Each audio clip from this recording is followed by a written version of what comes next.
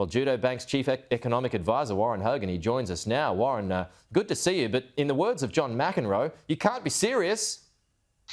Yeah, Pete, thanks for having me on the show. It's unfortunate, but it looks like this strategy of us having a lower cash rate than the rest of the world because we've got more variable rate mortgages, that it would do more damage to our economy.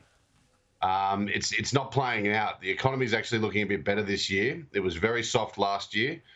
It's early days, to be fair, but it just looks like we haven't got the cash rate at the right level to get this cost of living pressure down and this inflation out of our economy.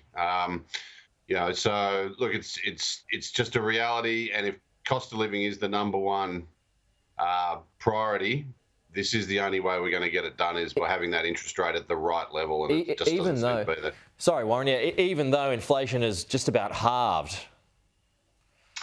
Yeah, well, look, this is the thing, is the inflation coming from 8 down to 4 or what have you is a bit of an illusion. That was all the pandemic global inflation just disappearing from our system. What matters is the domestic inflation. And so you strip out all the international effects, and basically what's happened is domestic inflation has come down from just over 5 to probably around 4.5.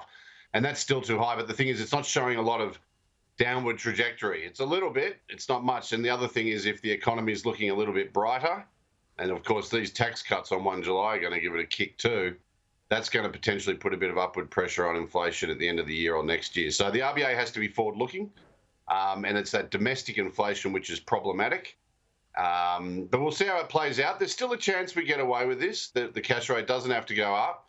It's just now, for me, in my analytics, it's just become the most likely scenario. It's not a done deal, but it's just the most likely scenario. If that is the most likely scenario, though, if we do get to 5.1% as a cash rate, I mean, would that not kill the economy and lead us into a recession?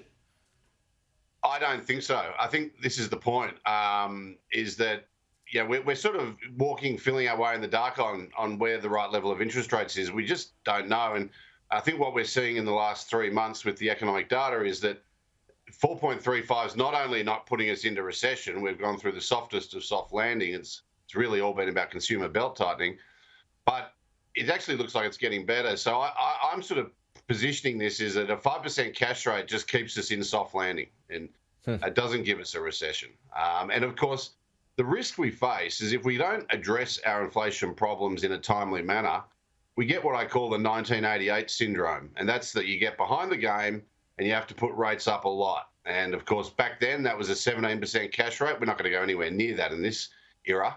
But you know what I'm getting at here. It's you got to be ahead of it. And I think the RBA will be. Okay, Warren Hogan, good to have you with us this morning.